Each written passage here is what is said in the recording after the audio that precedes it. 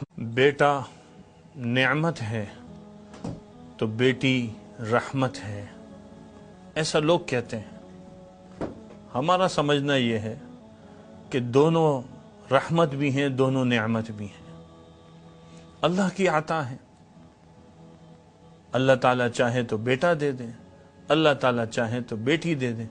اگر یہ دیندار بنیں گے تو دونوں نعمت بھی ہیں اور رحمت بھی ہیں، اگر یہ بے دین بنیں گے تو یہ زحمت بھی ہیں اور تکلیف بھی ہیں۔ تو اب کسی کو اگر بیٹیاں مل گئیں تو پریشان نہ ہو، یہ بھی نعمت کا ایک اعلیٰ انداز ہے کہ اللہ بیٹیاں اس کو دیتے ہیں جس کی نسبت اپنے نبی کے ساتھ جوڑنا چاہتے ہیں کہ نبی بھی بیٹیوں والے تھے۔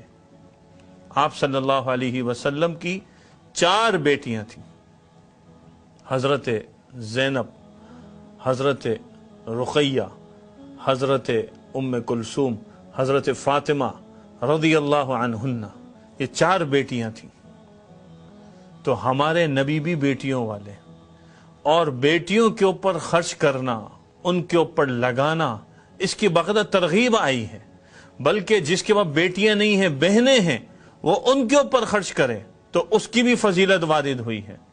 چنانچہ ایک روایت میں آپ صلی اللہ علیہ وسلم نے ارشاد فرمایا، من کانت لہ 3 اخوات، جس کی 3 بہنیں ہو، او ابنتان، یا 2 بیٹیاں ہوں، او اختان، یا 2 بہنیں ہوں، اور وہ ان کی اچھی پرورش کرے اور ان کے معاملے میں اللہ کا خوف دل میں لائے، تقوی اختیار کرے، تو یہ بیٹیاں اس کے لیے جنت کا ذریعہ ہیں۔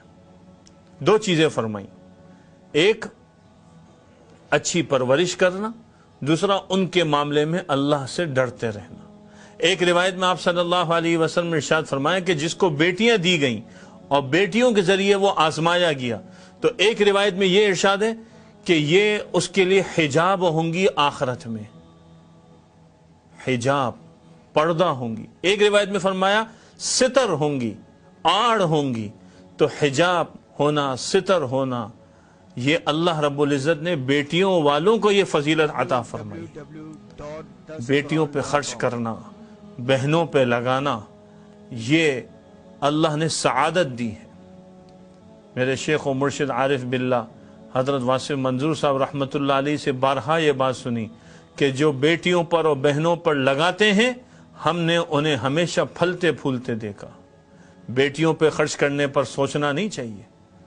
آج کل ایک چیز سوچی جاتی ہے کہ بیٹی کیا کما کے دے گی، بیٹی کیا کر کے دے گی، یہ تو آئی ہے اور یہ تو پرائے گھر کی ہے۔ یہ وہی جاہلیت والی سوچ ہے۔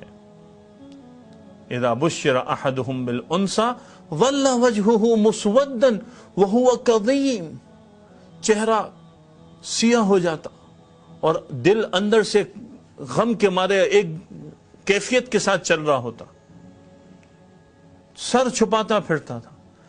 بیٹیاں جس کو اللہ نے دی ہیں اس کو فخر ہے، اس کو فخر ملا ہے کہ اللہ نے بیٹیوں والا بنایا ہے۔ اس کو کم تر نہ سمجھیں، بیٹیوں پہ خرچ کریں، بہنوں کا حق ادا کریں،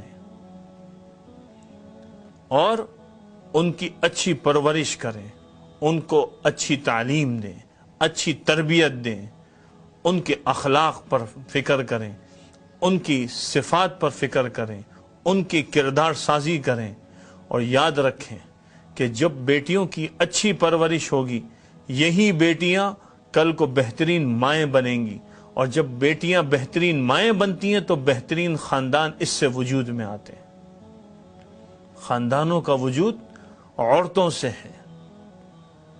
ایک واقعہ لکھا ہے کہ حضرت حسن بصری اور حضرت رابعہ بصریہ رحمہم اللہ کے درمیان مکالمہ ہوا، تو آخر میں بات یہ ہوئی کہ حضرت حسن بصری فرمانے لگے کہ مرد افضل ہیں اس لیے کہ مرد نبی بنائے جاتے ہیں۔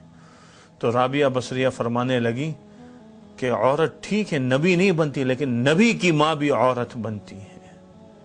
غور کریں، ہم اپنی بیٹیوں کو کیا بنانا چاہتے ہیں؟ ہم ان کی خدمت، ان کی اچھی پرورش، بہترین تربیت اور اعلیٰ کردار سازی کر کے ایک اچھے معاشرے کی تشکیل کر سکتے ہیں۔ ہر فرد اس کو اگر شروع کر دے، آج سے 10 اور 20 سال کا عرصہ نہیں لگے گا، اچھا معاشرہ ہمیں نظر